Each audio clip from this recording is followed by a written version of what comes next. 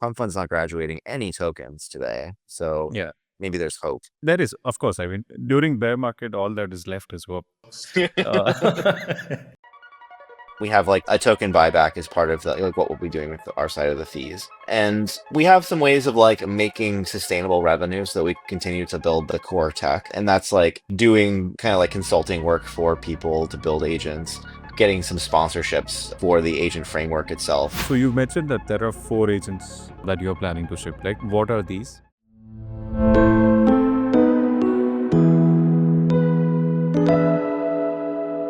Welcome to the Deco podcast, where we bring you stories from founders and investors in Web3. Before we get started, this is not a financial or legal advice. It's just a conversation about things we find interesting in Web3. Views expressed are our own personal opinions. Deco members or guests appearing on the show may have positions on assets they talk about. All right. For the first time, someone is making a second appearance, none other than Saw from earlier AI16Z, AI16Z DAO, and ElizaOS now. Welcome to the show, sir. And thanks for having me back. Hope everything is all right. Team is in good spirits despite what is happening in the markets. Yeah, I mean, it could have been worse for us. Obviously, everybody's getting killed right now, even I think Solana itself. But honestly, for myself, there was like a lot of attention on us very quickly, and I really just wanted to focus on building for a bit. So I kind of don't mind that it kind of goes up and down. Everyone's in Denver, but I'm actually just came back home for the first time in a while, just sitting head down, building, streaming. So, pretty in my comfort zone, basically. All right. So now that we are there, what are your thoughts on where the market is? That is one. And one follow-up question is, how has the AI performed? AI Mark and Legion Spartan AI. Okay, well, those are different questions. Let's rack them up. I mean, the market is like, as though things couldn't get worse. Then you have like SBF tweeting. And then, we're expecting Yeezy's meme coin next week. I'm sure that'll go well. I'm sure that won't be like a max extractive event. Yeah, no, not right. Nothing has been max extractive. I think it could definitely get worse from here. Should probably brace for that reality. But generally, I think the sentiment on CT has probably not been worse since I've been around, at least. It's pretty bad. And generally, I think the market is very uncertain for like a lot of macroeconomic factors. I think that within that, like obviously AI is very valuable. AI is going to be in everything. No one even really has like license to say they are the AI company. Like every company is an AI company on some level now. Everybody's integrating this stuff. I think the market is looking for like, well, how do I get exposure? Like I can't just buy Anthropic or OpenAI stock. So like, how do I get exposure to this? And that's where like agents and AI consumer stuff really makes a lot of sense. But I think that like after the initial hype cycle, it really comes down to like, okay, cool, that's hype. That people like the vision of that. But like, are they actually using it in their lives and workflows? And I think now we're in that period of like, it's pretty make or break. And the stuff that was just flash in the pan or hype or like, oh yeah, cool, we did the thing. A lot of that's probably going to not make it. And some of the stuff I think that we're like, wow, that's really getting adoption. People really like that and are using it. Will probably survive and do quite well. And I could see a lot of catalysts, like, an example of like a really useful swarm of agents doing stuff. Examples of like actual DAO problems or actual economic problems being solved by this stuff. But I also think that like realistically, people's expectations just like obviously like turned into billions and billions of speculative capital coming in to value these things where I think there's still a lot of price discovery and uncertainty around a lot of it. So now it's just like, we just got to build and ship stuff. And I think that's, the only way the market's going to come back is if we make like actually useful agents. We're like, wow, that's really cool. I mean, the market might come back, but I mean, the meta, the agent meta is coming back on utility now, I think. There's not really much more you can do just on hyping or like out KOLing the AI expertise or whatever. Yeah. And about the performance of AI Mark and Legion Spartan AI. Yeah. Well, so we have trading running on both of them. Mark has turned more into like a research project. One, we can't call him Mark anymore. He's just the autonomous investor. Yeah. And we've been working on that. We've invited a very small group of people to a new Telegram just to work on a new marketplace mechanic. We've been doing a lot, like the research has taken a little longer than anticipated just because we've been kind of spread thin and have some people working on that. But like, obviously what happened is that like ElizaOS itself, the open source thing kind of eclipsed the autonomous investor. I mean, realistically, like, let's say we took our initial 75K and we had the auto investor go like, even if he made like 5x or a 10x return in a few months, that wouldn't justify the like 100x above the price of the token. So clearly, like what people are investing in is more the ecosystem and the bigger picture here. So for a while during the like top of the kind of last bear, I don't know, I mean, or bull, I mean, whatever. I don't know if we're in a bear or bull or just in like a time of continuous uncertainty, or really more. But at the last top, like, well, we had gone from 75 grand to 30 mil and in the and it looked pretty good. As things got rough, we started to have to do some, pretty hard like questions like, well, a lot of these tokens are going to go to zero and this isn't going to necessarily make it. So we need to like, we should probably think about how we can get more liquidity under our token, kind of survive this market more. And actually, I think that one of the reasons we haven't gotten wiped worse is because some of the people on the team were more like, economically minded, have done a lot to try to shore up the token and stuff. But generally, I think, like now is the time to build, and make or break is going to be what we ship, not really anything we market or say or do. Is that why you've changed your name to Wartime Mark? Right. Oh, I didn't mention on the Degen Spartan's trading, but like he kind of trades with the market. And if the market does well, he does okay. But right now it's still like pretty coin toss. I don't really think that autonomous investing is like the point is not, oh, LLMs are good at investing. Like, I don't know about that. I think that there's better strategies. But I do like LLMs for doing things like managing a community pool where like people are making recommendations and stuff like that. And so, we use them more for like, should the agents trust people, or should they take this as a recommendation and stuff like that? And then kind of combine that with more traditional stuff. So I'm just, the wartime arc is saying like, okay, look, when I came into this space, I kind of was a little bit more idealistic, I think, or naive, if you want to say that. I did not realize like how much people are willing to go through like pretty intense PvP to make money in the space. And just like a lot of things really blew my mind. Like, just realizing like how KOLs worked, how the market kind of works, like why people FUD you or like do these various things. And like that sometimes, things that seem like people are being your friends are actually vampire attacks and stuff like that. So I think that for me, it was just like, okay, I got to stop yapping and playing nice. And this is really about winning. This is about making sure our DAO survives, making sure our tech gets built. Anything that's wasting my time is just gotta, get sidelined. Yeah, a lot of people want to partner with us and have wanted to like do the partnerships. That's very common in crypto, and that's great. But like, if I'm on all these partnership calls and like that's actively taking time away from me building the product, and I really think that it's kind of like if you think of AI, like if you make the fourth best AI model in the world, nobody cares. You kind of have to be the first and really like the quality of your product. Like nobody's saying, oh, OpenAI is a great product company, like ChatGPT is a great user experience. They're just like, this is the best model in the world, and that's what I want. I'll use Claude. I don't really care. And I think that for agents, it's the same thing. We just have to give like the best possible product. So, that's kind of the wartime arc essentially. All right. You hinted at it that LLMs are not great at investing. And so the first question is, does that mean you are building some sort of a reputation system so that AI understands whom to trust? Yeah. So that was always our idea with Mark, with the autonomous investor, is that it's a community investor, which means that it's investing on behalf of the community. And we've built this marketplace of trust model, which is basically it's just paper trading all of the recommendations that people make.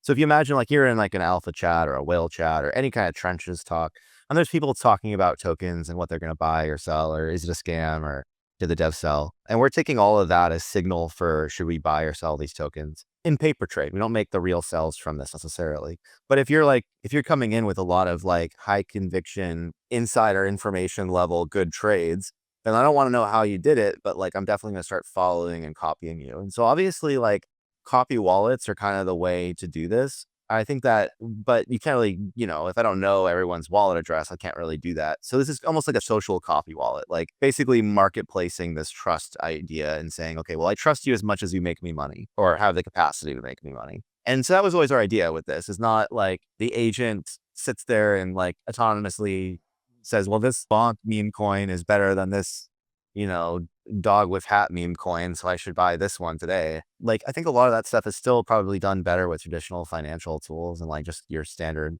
bots that you've seen. But when you talk about a community wanting to like invest together, or like you want to start a group chat with some of your friends and like trade meme coins together, that's kind of what we were thinking. And you can almost imagine like the DAO's fund model of like a hedge fund DAO being basically like isolated down to a single agent, just being able to give you that experience. You spin this up with your like a community pot with your friends, and then it can like trade on behalf of all of you.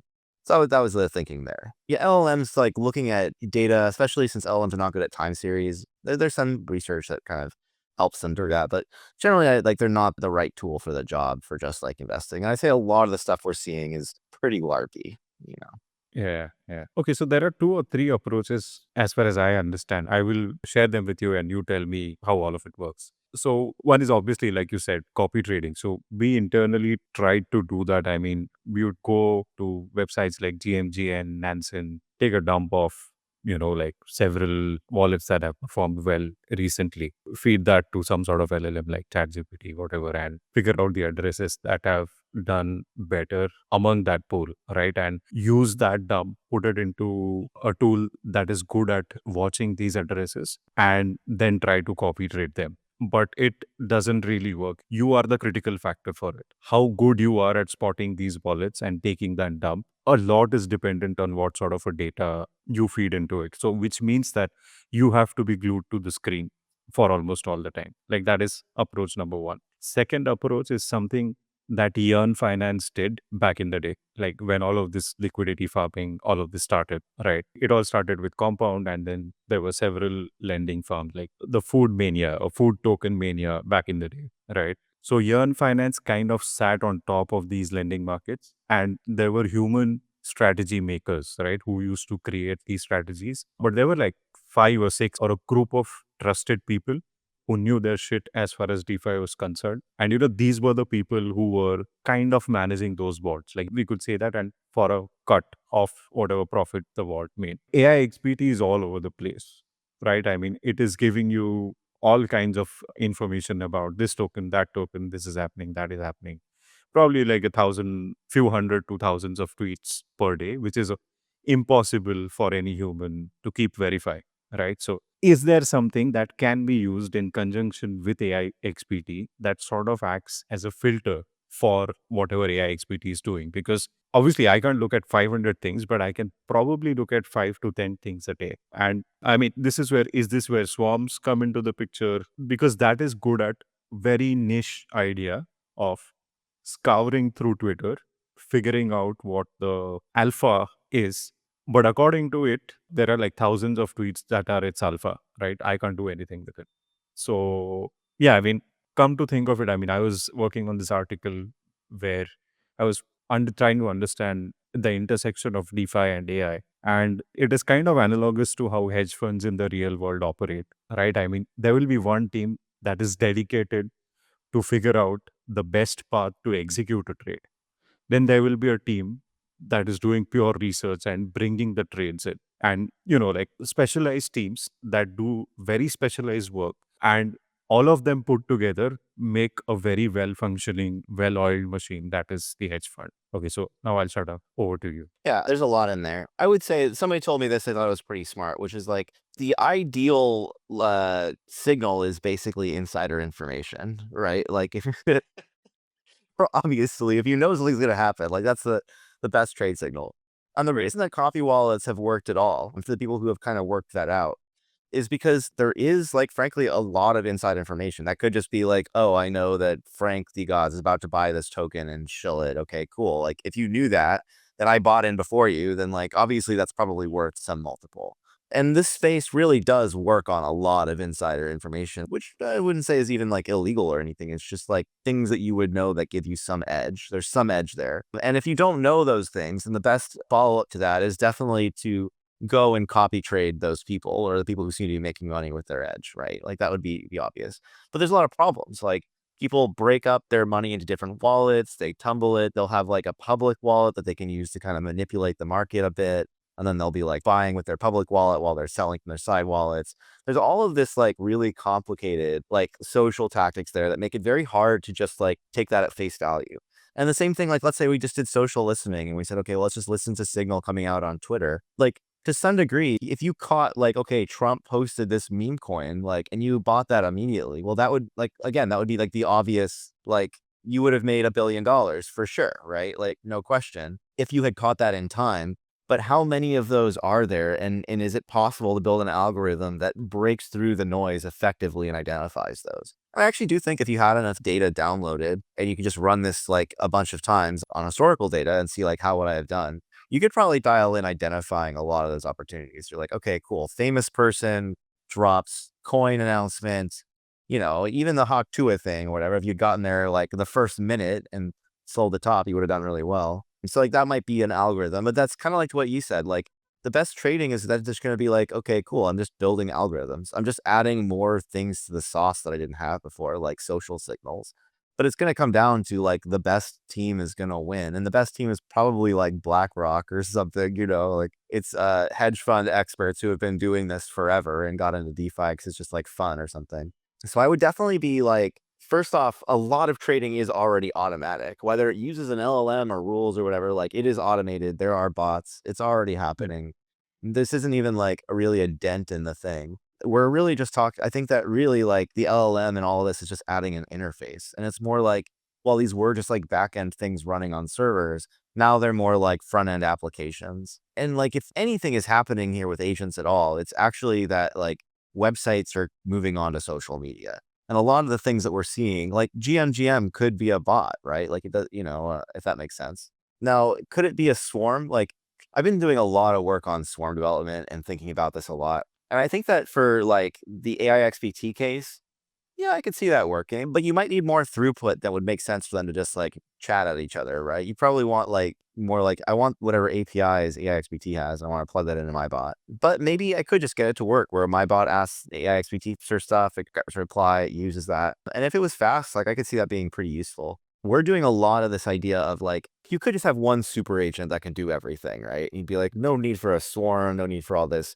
But realistically, it's kind of like, you don't have one website, you don't have one application. You have all these different teams making their favorite thing, the thing that their expertise is in. And then like you as a user kind of compose those together. Like, okay, I'm going to screen record this on Otter or whatever. I'm going to transcribe it on Otter. Then I'm going to paste it into a Google Doc and, then I'm going to share it on Gmail. It's like all these different services that like kind of compile into a flow. And you could imagine that that could actually be the same for agents where I have my agent that does this, you have your agent that does that. And then we're able to like invite them all into a space and have them work together.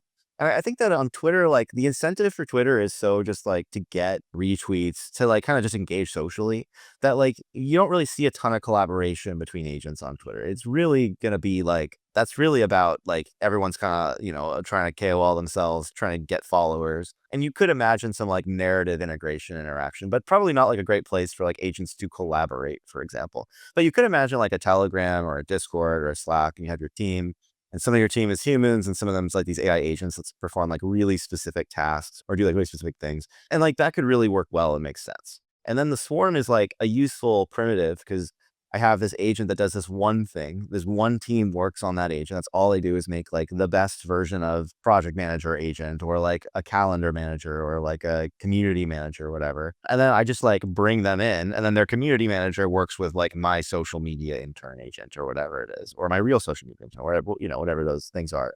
And they all just like, they don't have to have some API or like some way to communicate because they can just talk to each other through natural language. And so there we can get some like really interesting composable app capability. And I think that when we see like, I think the agent meta will come back. And I think this will be the catalyst is like, oh, wow, this is like an actual swarm of agents working together. Like that's kind of nuts. And like, oh, they're actually doing useful things. Like I could actually invite these into my community and have them do them for me as well. I think that's where we'll see a lot of this value come from, is that kind of interoperating swarm thing for sure.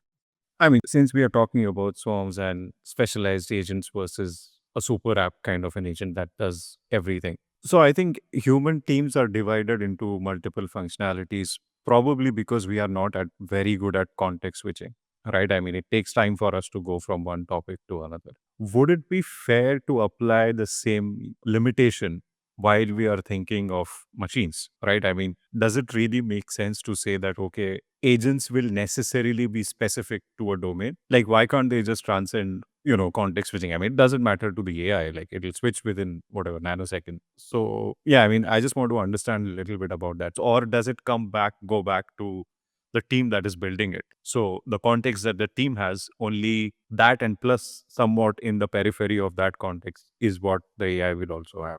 I've been going back and forth a lot on this. And I think that we'll probably see like hype oscillating between swarms of purpose-built agents and like super agents. And we'll probably see the same thing with models where we have like these massive models And then we have like this kind of mixture of experts, like lots of small models or small fine-tuned task-specific models or something. They're both kind of pointing at the same thing. My sense is there are some really convenient things about like a single agent, super agent can do everything. And there's also some really convenient things about a swarm. And it just depends on what your context is. So if you just are like have an assistant agent, you probably just want it to be able to do everything. Like, it would be cool if ChatGPT could just do freaking everything. I could like, I can hit it up on my phone now or whatever, or Siri or Grok or any of those. Like, what they'll probably do in the back end is have some way to discover capabilities, like an API registry, or like, okay, what are the skills available to me? And then they can call them and they can like be pretty capable. I mean, think of like Amazon Alexa, like Amazon Echo, like, it can do like hundreds of things and it's just one of it. And I think that for a personal agent, that kind of makes sense. Like, I don't need to give other people control of it. It's not like sitting in a community. It just has like different requirements where I think that that's very useful. But inside of an organization, the swarm, like individual purpose-built agents that perform a function, have like a lot of utility. One of them is like, let's say I have a Discord and I have a bunch of people who are community members. So none are volunteers. None of them are getting paid. I have employees as well, but they want to like participate in the DAO. They want to participate in social media. And I'm like, okay, cool. So I've got this like, I don't know, Dong Master 44. Great. Like some dude who showed up and he's a good community member. So I don't want to give him the password to my Twitter. I just don't want to do that. I don't want to deal with rolling keys, like all the things that could happen. And so I could delegate the account. I don't want to delegate the account either. I don't really trust him. Like, I kind of trust him, but I'd like some sort of mechanism there. So if he like tries to push a contract address, like, there'd be some mechanism like, nah, dude. So I have this agent, Laura, and Laura is like our social media expert. And I say, hey, Dong Master, you're the boss of Laura. Laura, this guy's your boss now. And now I have like assigned role control over Laura. And Laura's only thing that she can do is post to social media. And now Dong Master can be like, hey, I've got this great idea for a tweet. They workshop it together. Laura's like, okay, cool. I can post it now. Boom. Yeah, let's do it. That looks great. Post it. And she posts it. And then Dong Master does some stuff in the community, tries to get her to post like a contract address. And she's like, no, I'm not going to do that. Like, we don't shill other people's coins. It's just like, it's just not part of our brand vibe. He's like, come on, come on. And then I come on. And I'm like, no, you are no longer the boss of Laura. Laura, stop listening to this guy. And now like the permission has been removed. And so I never had to like give a password or anything, right? And it lets me build this like kind of nice interface, which has like a second level of judgment, which prevents like some of the worst things from happening. It's not exactly like trustless, but it's like it's enough trust friction that it prevents the worst things from happening. And I never like gave this random community member credentials or access to my social. And so that's like one example, but I can imagine a lot of these kinds of examples of agents that like fulfill exact, very specific tasks and have context for that. Another good example is something we're working on, and I'll be streaming development of this one, is the project manager agent. And so you say, I have a project, Dawn Master, he's one of the devs on it. And then the agent will go reach out to them and say, okay, well, when do you work? Cool. Every day I'm just going to reach out to you. Just give me like 5 bullet points, like the, the Elon thing, right? Just give me like a quick stand up of what you did today. And then if I'm like, hey, like who's actually working? Who's working on what? Like, yeah, I don't know. Dogmaster hasn't checked in with me all week. I keep hitting him up. Or like, no, Dogmaster's killing it. Did all these PRs, did all this work. Okay, cool, great.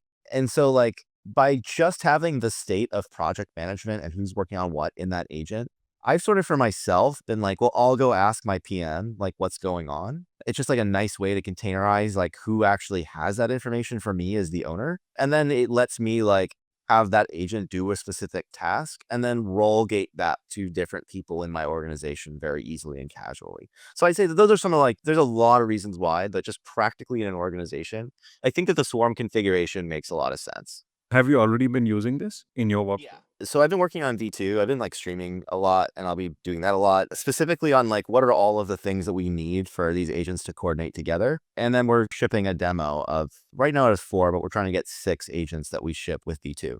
You launch it, you can plug in your API keys and you just get a whole swarm running ready to go. And these are with ElizaOS. Yeah, this is all open source. Awesome. And what would the access to these would look like? Like, is it token gated? Is it free for everyone to use? Because someone like me who doesn't have, like, let's say me or Joel, we are not coders. So what's the way for people like us to try these things out or use them in our workflows? Well, this kind of speaks to our long-term vision. Like, Short term, I just want to show people what's possible with agents and that like we already know that a lot of these coordination mechanisms work. We just have to like codify them and give them to people to like kind of copy and paste. So if you are an open source developer, you could just go to our V2 develop branch now and you could like get started in this. We're almost done with like the first 4 agents and you could like play with this. But what we want to do is we want to make this something that's actually like available. And so I've been thinking a lot about like what's the marketplace of the future. And yeah, we have a launchpad coming out. We have a lot of thinking about around like hosting the agents. But what I think is really compelling is that you can just like invite these agents from a Discord into your Discord. Or say, oh, this community is cool. Like, do they work on Slack? Yeah, cool. Invite it to your Slack, invite it to your Telegram. And so they can rely on network effect for sharing. And that, like, in their bio, they can have a link so that you can invite them and they can have a little website where you can click and, invite the agent. But it's much more like you could just stay on social media and never leave and just like accrue, capability through these agents that you bring into your server and like put into channels introduced to each other. So we're really looking at like, how do we make the social graph itself kind of the marketplace here, where like if you are in these places and you see these agents doing stuff, you can just like, oh, cool, I'll bring them in. And then also like, how do we pay agents is a big question. But like my ideal here would be that you never have to go to a website or leave the platform that you're like comfortable on. You could literally run your entire business just through Discord or through Telegram or Slack or whatever through these agents that provide these capabilities. That would be the final form. All right. So you mentioned that there are 4 agents that you're planning to ship. Like, what are these? And second question is like, since you have integrated them into your workflows, what has changed for you? Like, are you saving more time? Are you saving costs? Like, what has happened for how has it changed your life? No, I wouldn't say I'm saving time because I'm mostly spending time dialing these things in. The first 4 are a few low-hanging fruit ones and then a couple of more challenging ones, or I'd say 5 are what we're going for. The first one we made is a compliance officer named Gary, and he tells you if you're violating SEC laws and stuff like that. This was actually a friend, Ellis Dan's idea, and we were kind of making this in the course of a hackathon. I sort of just ran with it. The second one is Laura, the social media intern. And so she can post. So when you invite her into your Discord, DMs you, says, great, like, tell me about the tone, the style, what your product is about. And then, like, can I ask you for, like, Twitter credentials? And so then this is something new. Is before, like, you'd have, like, you plug in your credentials into your agent, and it runs and yaps. Now it's like the agent can actually manage credentials for different groups. So this one agent could, like, be in 10 different servers working for 10 different people and then can, workshop with Laura. Laura's like, okay, do you want me to post this? I can confirm that. Laura confirms the thing and launches it, or I can cancel and say, no, don't post that. So it's kind of this like confirm, cancel options management flow. We have Kelsey, who is our community manager. This will be shipped this week. The 2 things that she can do are post the announcements channel, as well as tying people out and kind of onboard users when they come in. So she greets users when they come in, says, hey, let me know if you need any help. And if they're being obnoxious or being bad, she can actually call a timeout on them and like manage the server. And the last thing is if a user replies and says, this is a scam or this is a scam, then she'll deal with like the scam and stuff like that. So, just common community management problems. The fourth one is just, we had a kind of a legacy character, Ruby, who we have as like an organizational therapist. You can just talk to her about your feelings and you can DM with her if you'd like. And it's a surprisingly good therapist. And then we have a project manager agent who is doing this. This is like the big thing I'm working on this week and kind of putting in all of this stuff for us, my big epic project, so that he can check in with you every day and make sure you're actually doing your job and then tell me what you're working on. So like, we're definitely looking at like our organizational problems and then solving them. Like candidly, just like, man, I really wish I had like an agent to talk to at 3 a.m. when my wife doesn't want to listen to me, like I got some emotional shit to work through or whatever. Like, it's a little, these are like, I have like a long list of agents we'd like to build ourselves and also like to encourage people in the community and maybe just hackathons around. No, and this makes a lot of sense also because on one side you're building the framework and the best way to showcase its capabilities are, I mean, you're dogfooding your own infrastructure, and that's probably the best way to go about it, right? I mean, instead of telling people, oh, this is what you can do with your infra and whatnot, just like, why not just show them what we can do? This is a big lesson that I learned in this space. I think this is true of everything, but like, especially crypto, especially with how much things are dependent upon hype. People really want just like something they can copy and paste and be like 95% of the way done with, and then like build their thing on top, And if you look at the whole ecosystem of web development, like Bolt and Next.js even and all this stuff, it's really just let me put in my content, I don't want to have to like build the whole thing from scratch. And so I think that that's what we learned is like, we're pretty much going to be the leader in capability on ElizaOS because like I kind of built the things with it in mind of where it could go. And so, yeah, if we can actually show that stuff exposed as like real capability in real agents, you can just get started with yourself and then copy and paste. I think we'll see a lot more adoption of these kinds of like utility agents. Yeah, that makes sense. One question I had is like if one agent is in multiple Slacks or multiple organizations or whatever, what about the privacy aspect of it? This is like a really gonna be a big problem, I think. Or not a problem, but like opportunity, whatever. It's just like gonna be an ongoing thing is like, how do we do privacy and security on the agent side? Like, let's just say it's just some random agent that I invited in. Like, it's probably eating all of the messages in my entire server and putting them on a database somewhere. So like, why is it doing that? What is it doing that with that data? Am I okay with that? There's a lot of questions here that are very open. I think that you'll see a lot of people probably promising like, hey, our thing is open source and you can inspect it. You can see that we're not doing any telemetry. We're not like stealing all your data and stuff like that. Like there's definitely an incentive here where open source becomes part of the security model, I think. Because there's just no other way to know like what is this agent doing. And I think we'll also see a lot of like registries where there's people offering some sort of trust metric. Like if you go to Deck Screener and you see they have like Go Plus and these other like rug check, I think there'll be kind of an equivalent for agents and stuff to say like, yeah, this is legit. It's not going to steal all your stuff. But I think this is definitely an issue. Now, like technically the way that we do this, we have multi-tenancy and we have it sort of isolated off. So like there is currently no way that I know of where an agent could like leak my keys to you. But definitely this is like an ongoing thing that I think we have to think about because all it could take is like one bad line of code where I'm like, not making the variables private or something. And now suddenly they're like visible to you in your server. And it could be like something very small and stupid like that. So it's an ongoing thing that we have to think about, but it's pretty much the same security constraints as like any other like multi-tenant application, right? Like if you think of like any app that takes a username and password is going to have this problem where there's like some potential for it to leak records from one like server, Slack itself could leak Slack data from one Slack server to another. So it's just like having good practices and sort of building with this isolation in mind. And we've been pretty adamant about like every agent has its own data, its own memory, its own knowledge. There's nothing shared between the different agents. And then also like the different worlds they're in, like the different servers they're in are completely different. But as we start to bridge those and say like, okay, I can tell my agent to send you a DM on Telegram, but we're on Discord. Like that's a pretty complex task where it has to know like who you are on these two different platforms. And that's where we start to get into this risk of like leaking information across them and stuff. So it's definitely something I'm like keeping an eye out for, but just, got to be a good programmer. Does it also mean that I can prompt engineer it to extract information of someone else?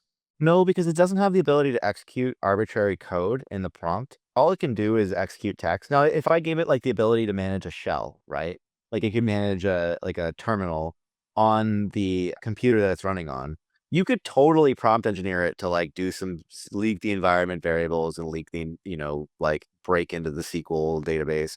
And I'm sure that kind of thing will happen as tools become available, but you'd have to have that like shell abstraction, right? And like in the sandbox of language that we're working in, when you send something into the prompt, like I'm choosing how to parse that and like what access to give that text to, it doesn't just turn into action or functions unless I actually run it as code. And we don't have that capability yet. And I think that's one of the things we'd love to add, but you can imagine that this is the issue. So the way that OpenAI does this is they actually create like a sandbox, like a container.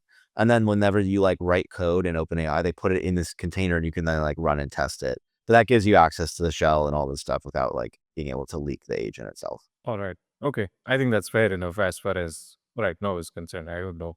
Yeah. Because yeah, There's probably $1 billion company in there somewhere if you do it right. yeah, exactly right. I mean, Just managing this stuff.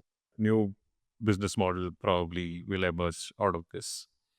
Yeah. I mean, you talked about you guys building AI agents using ElizaOS infrastructure or frameworks. Have you, like, from the community members or from whoever else is using the same, what sort of applications have emerged in the past couple of months that we can talk about? Oh, I mean, I've seen so many things. I still think it's like somewhat early days. Like really to make a great application is usually like a 4 to 6 month endeavor. And probably with like something brand new, like a new paradigm of app development, probably a little longer than that to really like explore. So I'd say we're still in like really early days and a lot of things are still like barely above the level of hackathon or something. But there are some really cool things that have come out. Some of them like more experimental, like I think of something like Spore.fun, which is like AI agents that run in TEs. They could theoretically run forever as long as they have money, although the bear market's probably killing a lot of them off. But, it's just like cool to think about like an AI agent that if it could make money and continue to get people to believe in it, it's like this kind of daemon that just like exists forever on chain. And even if it runs out of money, it's like a virus. Like once it gets some money in it, it wakes back up. Kind of like conceptually. I think Agent Scarlet's a really cool one. That's kind of like our AI XPT. Scarlet does like, tell me about this project, tell me about this token, what's up with these guys. It's kind of a lot of the same like social intelligence and token intelligence. And I like Solenge a lot. Solenge is an AI agent that makes code contributions and analyzes GitHub repos. And the developer is like a former, she used to work at Anthropic. Now this is what she's doing. I think it's just like a really interesting, like trying to make an engineer agent that's actually practically useful. There's a lot of things that people have told me about. Like somebody is working on, they pitched me this idea, they're like, should I work on this? Of like, can we resurrect like dead people, like our friends as AI agents? I was like, that's so weird. But like, that's kind of interesting. I don't know. I could go on. There's a lot of stuff going on. Some of it's utility, some of it's conceptual. Obviously, because we're in crypto, a lot of it is like investor-y, crypto-y, intelligence-y kind of stuff. But I think that more like the help me with my organization or like sit in my Discord and do stuff for me is probably going to win out for a lot of the like basic utility. Right. Yeah. I mean, beyond this, I saw a product roadmap of ElizaOS. Like, can you break that down for us? Can you tell us maybe some of the new things that are going to be shipped in near future and what the plans are? Yeah. I mean, it's worth noting that like startups are pretty hard. They're usually quite a lot of chaos. This all started with me like pressing a button, right? And just being like, we're going to make this autonomous investor experiment. I was very uncertain that we would raise 75 grand for it. And we really didn't have like a huge long plan for this, right? And then it got very popular. It's not like we didn't have anything. I think that people really are speculating on the value of like the open source project that we had created. And so I think there's no question that like the agent stuff is interesting and has value. And like, there's definitely like something there. It's not like, okay, give us money and then we'll build it. We'd already built something. But there's definitely a question of like, okay, we have this open source project. Like, where do we go from here? Like, what do we actually do that's meaningful? And we've had to like kind of go back and, and figure this out. And I think people are expecting a roadmap and tokenomics like a bit earlier from us. And a lot of things happened. Like people who are working on that went and launched their own DAO and like kind of left us in the cold with it. People who are, come in and talk a big game or want to help and then end up not being the right people. And we're spread pretty thin of like trying to build the open source stuff, build the platform, build like, all the AI agents themselves that we're working on. Is it still 8? The team is still 8? Has the team in? The team is, I think, 26 people now Wow. on payroll. Wow. I think our core team of devs across all the things is like, I think 16 or 18 devs, but we're working on like a lot of things. We also started a Eliza Studios, it's a separate like subsidiary endeavor to build like 4 companies and 4 partners. So people who like have a budget, but don't have team to like build a thing internally can like hire us to build their agent stuff or AI stuff. And so that's also like covering some of our expenses. That's, I guess, kind of part of our tokenomics or value accrual roadmap. But just to kind of frame it, like, we've been now around for like 4.5, I don't know, since November. And, just had to learn a lot of lessons, like really try and build a team fully remote all around the world. And there have been a lot of challenges and setbacks and people getting poached and people launching their own coins and doing all the things. So it's taken a little while to like solidify this thing. And there's like clearly a few things that, also as a meme coin, we can't really like, I can't promise like tokenomics, I can just say like, look, we are doing things to accrue value and like bring value to the brand for sure. Within that, like, the Degen Spartan and P Market projects are still going. We're almost done with the marketplace white paper. It's late. It should have come out last month, but we're still working on it for the marketplace of trust white paper. And that will come out as like a proper research paper. We're open sourcing all the code that we're doing and we're figuring out what we'll do here. I'm just spitballing, but and my current sentiment is that I'd really love to make Spartan one of the swarm characters that V2 ships with so that he's actually like available. You can just kind of use him and get all this code and stuff. But those will like continue to be like, kind of properties in our ecosystem. But we're thinking more about like, how do we use ElizaOS like to build things that are valuable in like this kind of marketplace of the future. So yeah, Degen's going to continue doing his thing, he's getting an NFT project, I think is in the works, and a new website and all that stuff. PMark is getting like, we're rolling out a new Telegram where we can just do the initial testing. And once we're happy with him, we'll open source him and let anyone kind of go nuts with the community investor model. We're really focused on a launchpad right now. The launchpad it's like a token launchpad. And we've really tried to focus not on like, there will be agents and anyone, this is again, just, we haven't finalized this exact detail, but My hope is that anyone will be able to like launch an agent for their token. So it's not like one agent, one token, but it could be a token could have multiple agents. So you could like kind of do an AI takeover of a coin or a CTO a coin, or deal with the fact that like accounts get deleted and stuff like that. It's not so like dependent on the team. And there will also be some AI capability, like you can do content generation, generate like images and videos and audio and stuff for the token. So we're kind of taking like a different take on it. And also like creator fees and kind of creator friendly. That's kind of our focus for the launchpad. It's not like the end all be all product of hosted useful agents though. I think that's like probably our longer term plan here. And I also just think like the market is probably going away from the casino a bit and probably more back toward like utility. There's definitely a sentiment right now for utility. So we'll be launching that. We'll be launching V2 with that. V2 is like just taking our agent framework, shaving off a lot of the things that were kind of developer complexity and, things that had accrued or weren't really done right the first time. And then adding a lot of primitives so that we can do like these things that agents should just be able to do. Like if you think of like a website, like every website has forms and you have like inputs and buttons and stuff. Like agents kind of need the same level of primitives, just like if I need to ask the user for a question and then wait for them and then get the information and confirm and continue from there. Like that should just be like a primitive and I don't have to like write all that code. I can just like, oh yeah, pull this in, 2 lines of code. I've got that capability. I think that's kind of where we're at with things.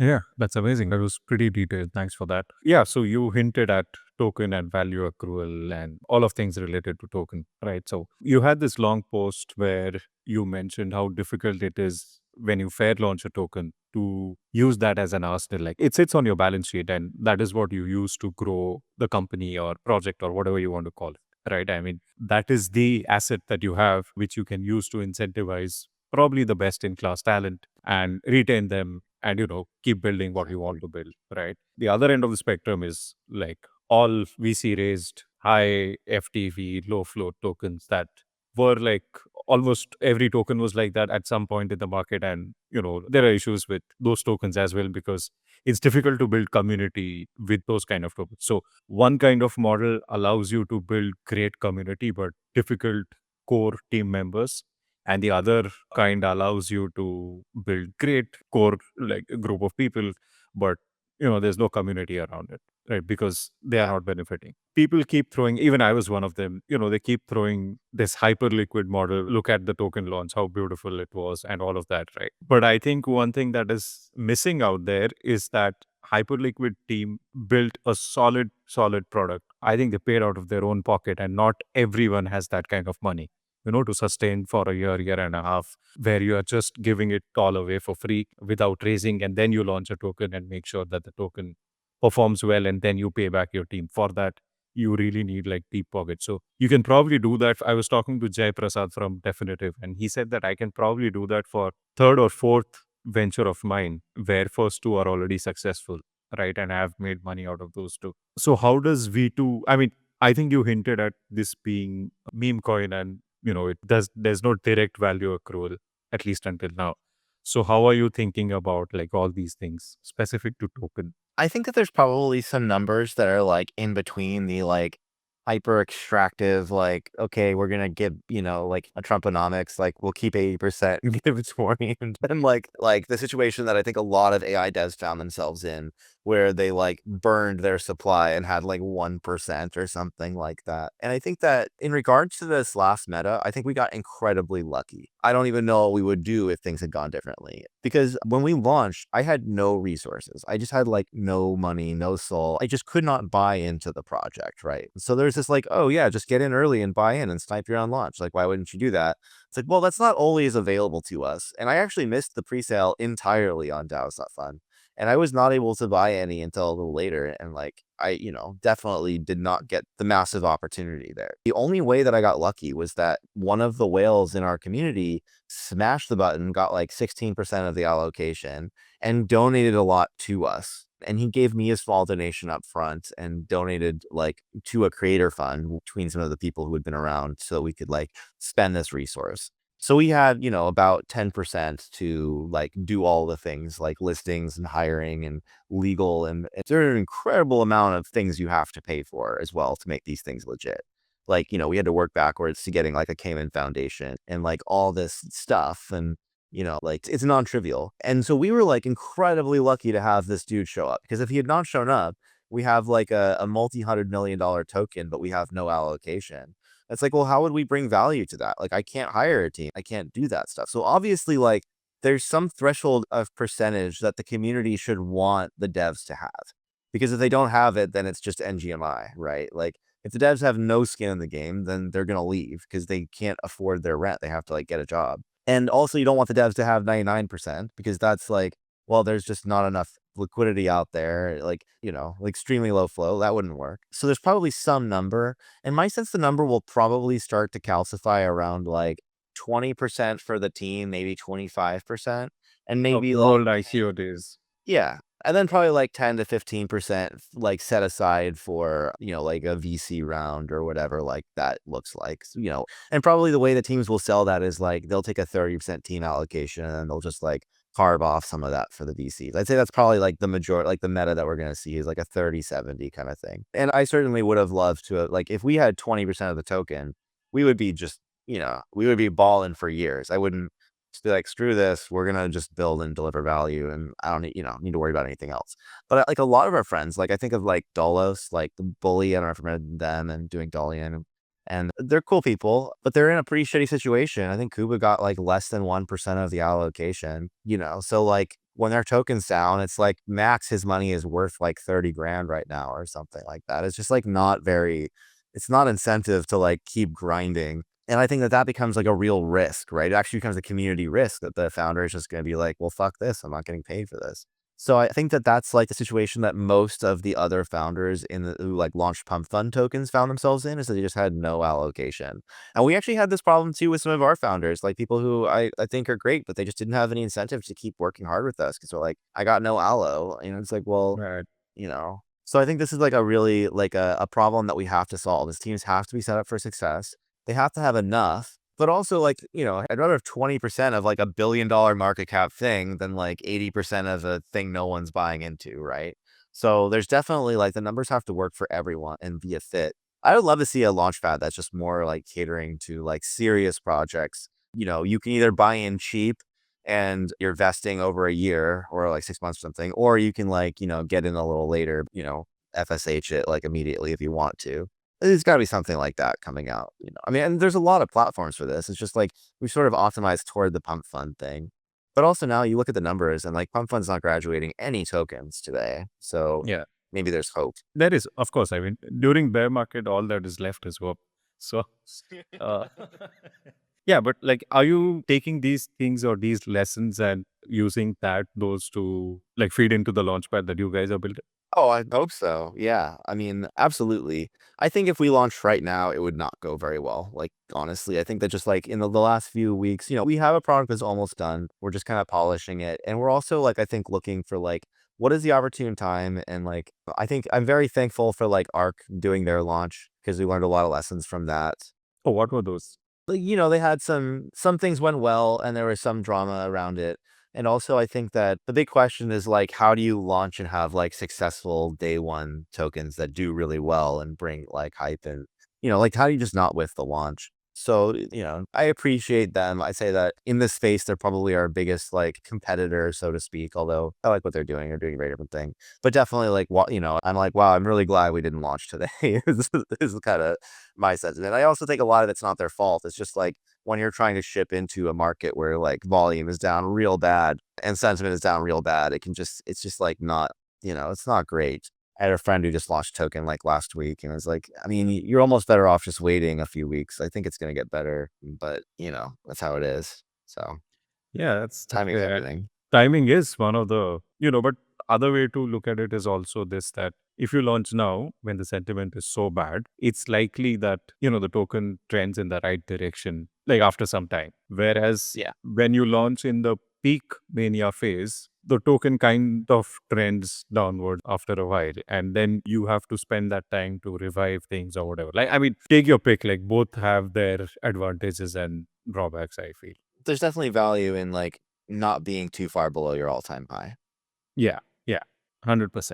So yeah, like, are there going to be like revenue streams dedicated towards token or some sort of buybacks or whatever in the tokenomics that you're planning? Yeah, that's planned in the launchpad for sure. We have like a token buyback as part of the, like what we'll be doing with our side of the fees. And we have some ways of like making sustainable revenue so that we continue to build the core tech. And that's like doing kind of like consulting work for people to build agents, getting some sponsorships for the agent framework itself, kind of like taking more of a foundation approach there. And then probably working with some of the L2s on some of the governance stuff. And there's some stuff that we'll announce around like putting some of our useful agents into specific ecosystems and things.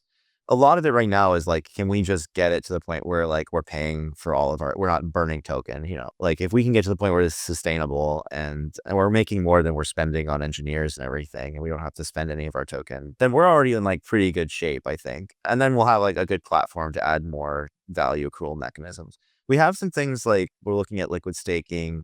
We have like a farm set up. We have some things that are like actually like technically ready to go, but I think we want to make sure that the fundamentals tokenomically are there. Like I think if we just offered like staking of our token to earn more of our token right now, it wouldn't really be helping our like buy pressure situation that much. So we're trying to do that thing. Also doing some like rev share agreements with people where like our portion of the rev share goes to buying back our token and stuff like that.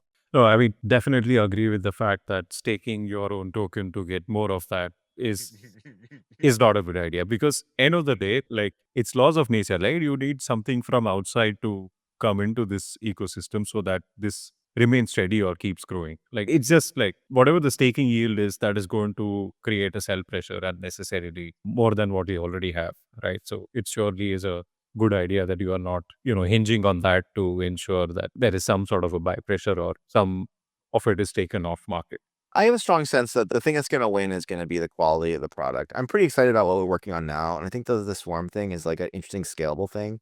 And I also think it has the ability to like, it solves a lot of problems that people who have blockchains and DAOs and communities have without like competing with them directly. Like, I can just think of like 10 things we could go solve for Optimism and OP Stack in their community and DAO governance structure like right now. And I think that would be a great value for us, be a great value for them, and we're not really like exclusive or competitive, or we don't have our own chain. So like, I think we could really work a lot deeper with a lot of the other chains, especially the people who are focused on this governance stuff. And I think that we could, both have like really deep partnerships and like pretty continuous value accrual from people who are giving us tokens so we can like swap them easily and, buy up our own token basically. Can you tell me one or two things about what in DAO governance that you see are current gaps and that can be filled using what you guys are doing?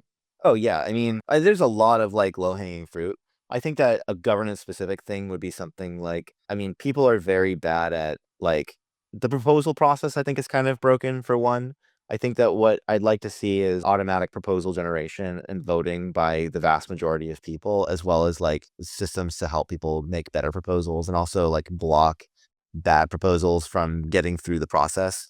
And basically just like things that weigh down like the human elements of these things are having to like wade through a bunch of proposals, check like a discourse every day, check a snapshot every day. And so I think there's a lot of opportunity to like just change how voting works. I think that for a lot of things, we could probably reduce voting to like, I want to vote for a model as opposed to I want to vote for every single proposal. Like, could I vote for this model that takes all of my information, generally reflects how I feel about things, and then reflects that in a vote. And then if I like go through, it can, for anything controversial, I can vote myself. But then generally like, can I automate the process from both voting as well as like decision making and input? I think the biggest problem that DAOs have is probably like with flat hierarchy, you end up with like a lot of information going to a very small number of people and like the vast majority of that being lost. So I think there's a lot of different solutions to that we could do with agents. Like, how do we collect information? How do we pull information from the social channels, select the important stuff, identify signal,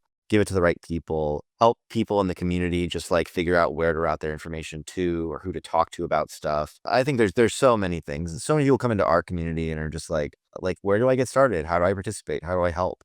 And, sometimes I'll see these and they're like messages that haven't been responded to in weeks. And it's like a hard question. It requires a lot of time. And like, there should be an agent there kind of front dooring them to the right places. I can think of a lot of use cases, but generally I think that DAOs are lacking in this automation of these like basic things.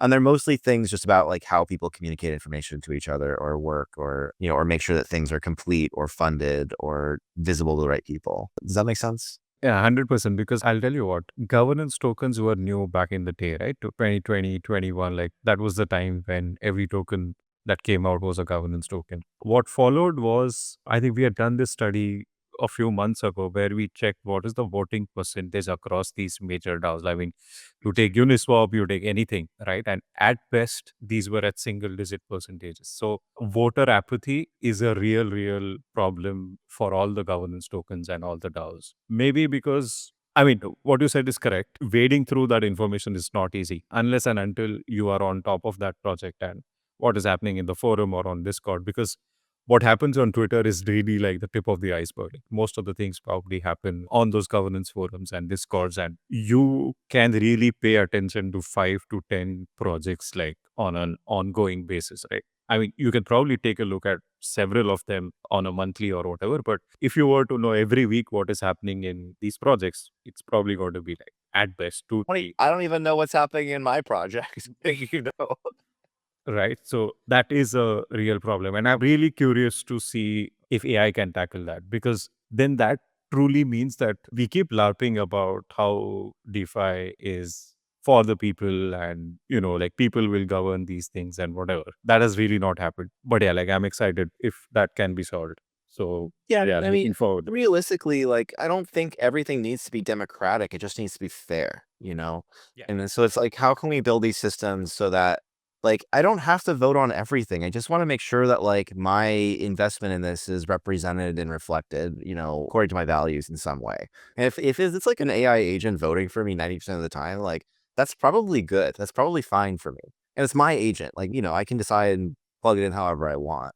I can give it whatever values I want. I think that's probably better than not voting at all. But I think the tools are probably best used to help us like identify who is actually like an expert, who's actually doing the work, and how do we reward them and like keep them contributing. I think this is a big problem that DAOs have is like it tends to be like if you got in early, if you just like sit on your tokens and let other people do all the work and you get money out of it, right? Like that's Yeah. kind of and it's like we really have to balance between holders and contributors better. And I think that's a lot. Like Vitalik is obviously on this with deep funding, but I think that like it's not just the problem of how do you reward individual like projects in our ecosystem or even contributors to projects, but like how do you make that sustainable and like build like like make this like an efficient way of operating, basically not just giving away money, but like making it like a profitable or sustainable community operation. I think there's a lot there. I think agents could really help with all this stuff, but it is like it's a ground game. It's a agent by agent, solution by solution. It's not like we just get a model and suddenly everything is easy. Like it's a really hard collection of products to build. But I do think there's a lot like now there's like enough where if you built like a really good community DAO governance, whatever agent, like there's like 100,000 discords that would want that. There's like a lot of, even like a gamer guild might want it or like a remote team might want it. Like the problems are basically the same. No, I mean, so what I can think of is the real problem right now is I have no clue as to what is going on in all these projects, right? I mean, I don't even know there is a governance proposal up for vote or whatever, right? Even for the tokens that the team holds or whatever. So if there is an agent that can really notify us whenever, like, let's say that I'm interested in 20 projects and governance related to those projects. If there's an agent that tells me that, okay, this is what is happening and gives me a snapshot of or the download of what has happened recently and this is the vote and whatever, I would definitely want to use that agent because that also keeps me updated about these projects and helps me manage portfolio and whatever. Like this has ripple effects downstream for sure. And like you said, right, if this sort of increases the voter percentage, even DAOs would want, and the incentives that you share with mindless, like there are people who click buttons just because there will be some sort of an incentive if you vote, right? If you can share even some portion of that with this agent, I think this is again like an opportunity that can make DeFi slightly better, if not like change it forever or whatever. Oh yeah. I mean, basically the optimal system here is the one where you just don't do what you don't want to do. If you don't want to do something and you have an AI that can reliably do it in your place, like that sounds great, That sounds Like it's like 95% of the things in my life I don't really, I would totally automate. So then I would spend all the rest of the time on the other 5%. So Yeah. I definitely think that, yeah, I mean, that's the nature of the game we're in. It's not just going to be DeFi. It's not just going to be governance. It's going to be like everything is going to be like that. But it does take like treating this like a product problem. It's not a research problem anymore. We know the models work, but we need these products to actually be like useful and good and like fit into our lives. there's a reason you use like this wallet over that wallet. And usually it's because of like small things that really do add up to mattering a lot. 100%. Yeah, I agree. There were things about, I saw this on Twitter, someone shared, and I mean, this is not from crypto Twitter, but like regular AI dev. They were using two different AIs to build a product, and it was only like AI was talking to another AI and whatever, and there was no human involvement. And yeah, like, are these things real? Is it just hot air? It's one of those things where it gets less likely to perform well as the project gets more complex.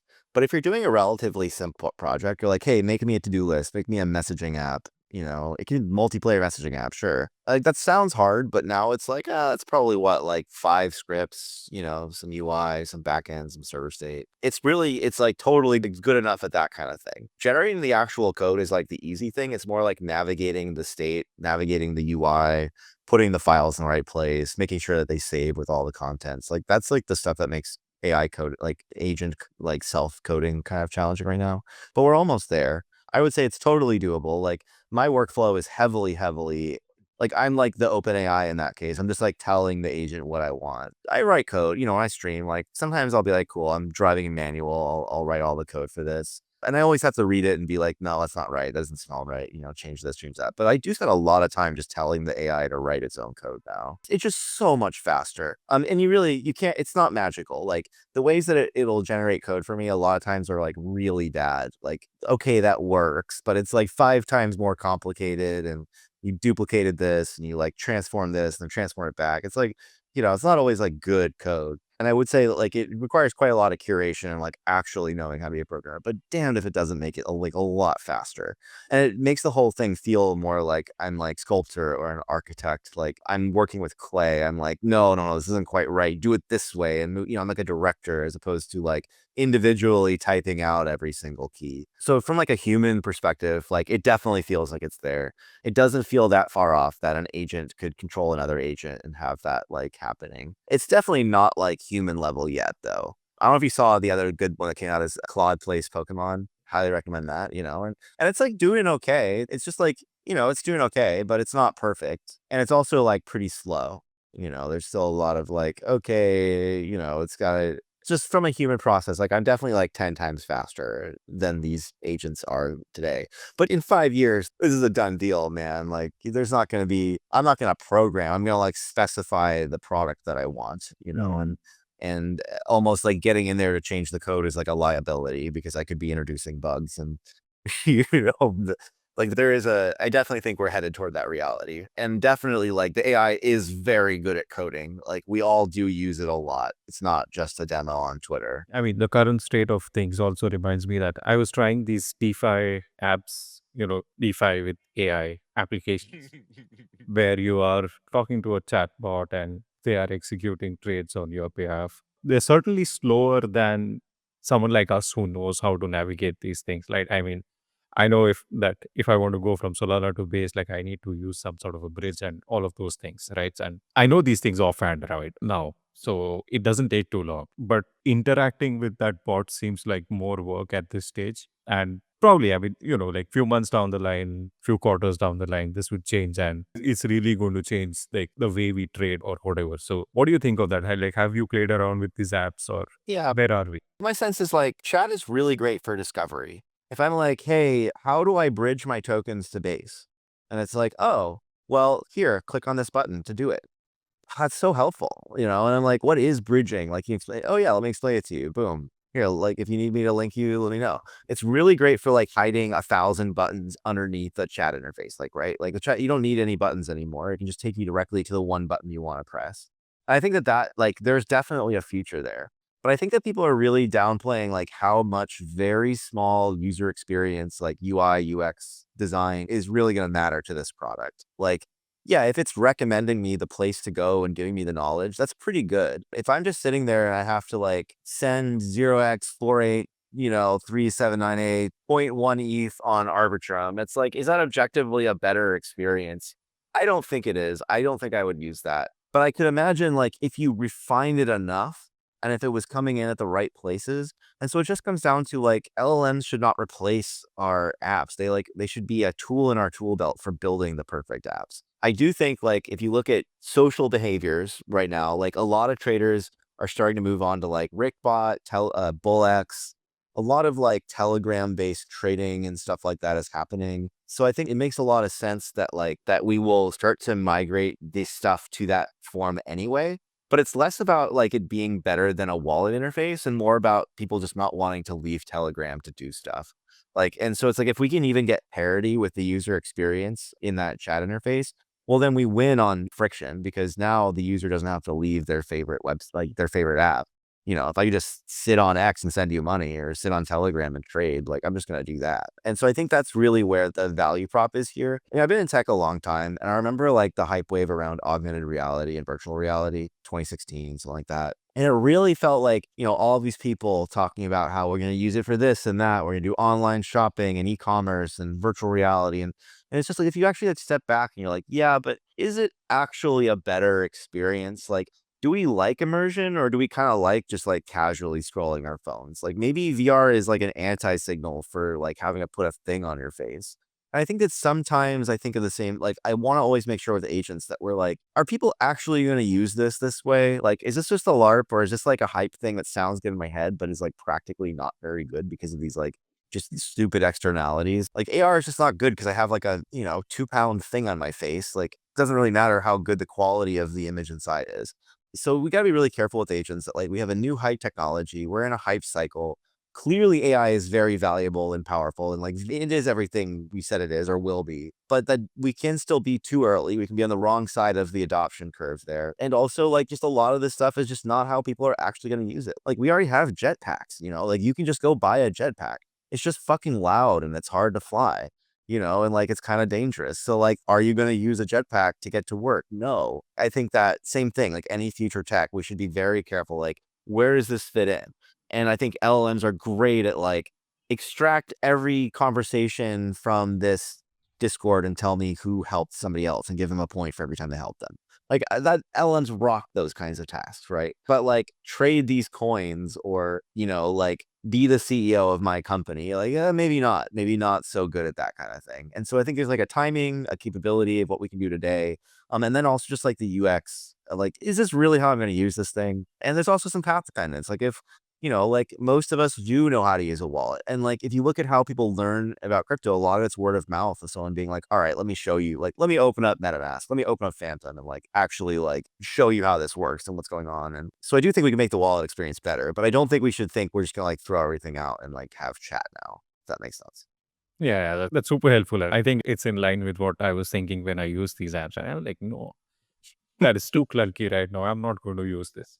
I tried them because I was curious about it, but will I continuously use them if this is how they are going to be? No. Like, Yeah, I mean, I definitely. put the Apple Vision Pro on. It was pretty cool, but am I going to use this every day? Like, no, it's just not a better experience. Yeah, yeah, 100%. Like you've seen one cycle now. What I mean by that is you've seen the token price go up, you've seen the token price go down, whatever. And pretty sure that there are lessons learned about whether it was managing team, whether it was how to think through token, whether it was about timing. What were these lessons and what would you do differently if you had to do it all over again? I mean, I've learned a lot of lessons. The motivation to ask this question is I'm pretty sure that there are a lot of founders who are in the situation that you were probably in like 6 months ago before you started all this. So it's just for anybody who's listening so that, they can take something out of this and not make the same mistakes or make new ones. Yeah. I think there's a lot of this, like, you build through the bear mentality, which is right. But I think a lot of that is like you do that because you like have regret that you got distracted by the bull, I guess. In my own experience, after this kind of blew up, I had this like, you know what? I want to go like meet all these people. I don't even want to go do the circuit or anything or, go do all the conferences. I just want to like go meet developers. I want to like go and evangelize a bit. And I did do that. We went to China and Hong Kong, North Korea, South Korea, sorry, wrong group, Japan. Thinking a lot about the Bybit thing today. Went to a lot of those places. Went to New York. Went to DC. I almost went to Davos, but I got sick and didn't, whatever. I was like doing the circuit of things that were kind of seemed like what people expected of me. But I think that like overall, while it had a temporary like real impact on hype and the valuation going up as high as it did, people in like China being like, oh wow, cool, I just met Shaw, like great, boom times, bull market, let's go. I'm sure that had like, added some value to our chart. I think in the long term, it was kind of a distraction. And the actual like value that we got out of doing anything other than just building the product is probably not as high as just building the product. And I think that we are in a space, like if you're, especially if you're in like a hype tech space, the only way to meet the moment of hype is probably just to build as hard as you fucking can and just like really try to ship the next version and make everything better. And I think that that's like something that is kind of a hard lesson is like, I've been like doing nothing but coding for the last few weeks, trying to just catch up on the architecture side and make sure we have like a good vision going forward. But I wish maybe not gone and done the tour. And like, I did a lot of like, I hired people, kind of relied on them to lead things. A lot of that did not go as well as I had hoped with like hiring people and leading stuff. I hired someone to lead V2 and they kind of just didn't and stalled out and didn't do the work. And then I hired somebody else to do it, and then they got poached, hired by another team. And so then I just kind of had to be like, okay, well then I just have to sit down and do this myself and like be the CTO and CEO. I can't really rely on anybody else to do like that technical work for me. And so I think that a lot of founders will probably find themselves in the situation of like the hardest thing is sort of like to replace yourself if you really know where everything is and like how it all works and you have a clear vision. And also, I think there's just like this real pressure to like a lot of people calling me and DMing me and wanting to do partnerships and wanting to just get on calls. How can we work together? And at first I was like really excited and I like promised people a lot of things and like, yeah, let's do that. Let's do this partnership. And then like it just started to come to like, man, I'm like, I got like 30 hours of calls on my calendar next week. And like most of this is just, people who are essentially like vampire attacking our hype and like they don't really want anything other than to like get a Twitter announcement out of this. And I just like, I don't know, I kind of like started to realize like this industry has a lot of people who are just like not really building anything, but are just trying to like keep their token alive or keep their name on, in the Twitter feed. And I just don't really want to be one of those people. I don't really want to have that kind of project. I really, really want to like build the future of this stuff and like be on the cutting edge of like AI agents and how we can like build this form factor and stuff. And so I definitely feel like I'm doing like having, great meetings and people are taking me out to dinner in Japan and all this like cool, interesting, like life experience stuff, but it's not really adding value to what I really care about. And I felt pretty antsy, especially toward the end of the trip. And I think that if I was like, that moment where you kind of blow up is probably the moment where you actually want to just build harder and like not do the victory lap at all and just like focus on shipping the next version because like, it's going to catch up with you and there's going to be a lot of pressure to deliver. And yeah, so that's like the biggest lesson I think that I've learned from this. And, it's East Denver right now, but I'm home in San Francisco and it's 8 p.m., but I'm going to probably stream for like another 6 hours tonight and just go hard. This is my life now. It was like coding and streaming until this thing is shipped. And I'd probably be done and chilling a little more if I had just like kind of buckled down and stayed home. But it went both ways. I think we had a much bigger all-time high as a result of traveling and evangelizing. But I think that maybe we would have done better through this by just like having more of a slow cook and just like really focus on building and skipping all that stuff. If that makes sense. Yeah, that's definitely helpful. Is there anything else in terms of lessons or do-overs, whatever? Oh, I mean, like the hardest thing about the space is incentives. I've had talented devs leave a project where I was offering them, I think the big problem is like when you start a startup, you're like, oh, cool, I got 30% of the equity, right? Great, hell yeah. Here it's like, okay, I joined a project, I got 0.1% of the equity. And it's like, yeah, but that 0.1% is materially worth more than that 30% was. And a lot of people I think have looked at our thing and I've had devs who are like, oh, these guys are at a billion or 2 billion or 300 million or wherever we're at in that moment. Like, well, I could definitely do like at least 10% this well, and I could have all of that money for me.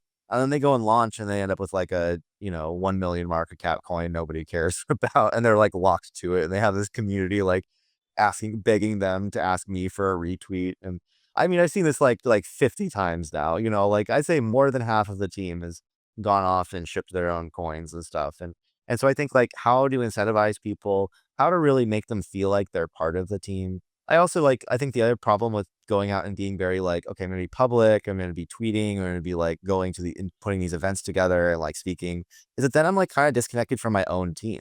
If I'm like sitting there taking calls externally, that's like every hour I talk to somebody external, as someone is an hour I'm not communicating with someone internal and like organizing and planning. And I think that we need to really value, especially in crypto, like how actually making great stuff is really, really hard. and requires like a lot of focus, and you can't just like tweet about it and it happens, and you can't just hire like a mid-level engineer and get it done. Like the actual cutting edge shit really requires like you have to be at the top of your game, working your ass off. It's like Elon shit. If it's not, you're just like not gonna win. I think a lot of the chains, there's a lot of L1s that promised a lot in like 2020, 2021 that still haven't delivered their like AI features. And it's because they're just not working that much. Like, honestly, like, what are they doing? Well, they're going to East Denver. They're going to events. I don't want to be that guy. I don't want to run that team, you know? Thank you so much for saying this because even me, right? There's event happening in Bangalore, there is event happening in Mumbai. I don't want to go. Like I want to be in front of my workstation and, doing what I do. So yeah, I mean, there were times when I was second guessing myself as to, I should be networking and or whatever. But deep down, I sort of knew that probably the highest value you can create for yourself is by working, and maybe networking is just not my cake or whatever, but yeah, like I completely understand where you come from. It's all a balance. If nobody knows you exist, then like you could, Right. that's not going to help you either. Right. Right. But yeah, but we all know, there's some people who really grind and are diligent. There's some people who just go to every event, and there's value in those people too. They can really help to like spread your thing, and there are hundreds you want to work with those people. It's not like they're bad. It's just like as the CEO, I think that if you were a CEO of a thing, you probably should not spend all of your time talking to like external partnerships and going and getting on stage, or you should minimize it, make it worth it. Obviously, yeah, 100%. Thanks a lot, sir. Of course, I mean, I barely got through my list of things here, but yeah, this was fun for sure. Thank you for spending time. Yeah. No problem. Thanks for having me again.